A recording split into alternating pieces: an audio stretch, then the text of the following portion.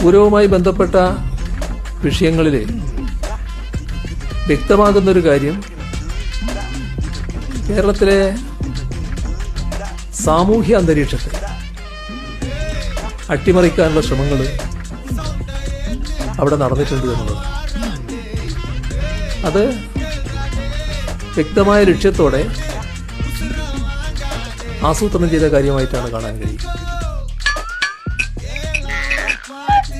തൃശ്ശൂർ പൂരം കലക്കിയെന്നാണ് സംഘപരിവാറും ലീഗും ഒരുപോലെ ആക്ഷേപിക്കുന്നു.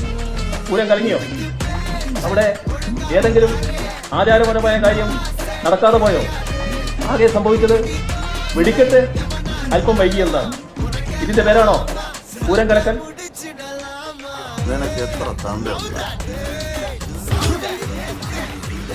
പല പ്രാവശ്യം വാണി തന്നല്ലോ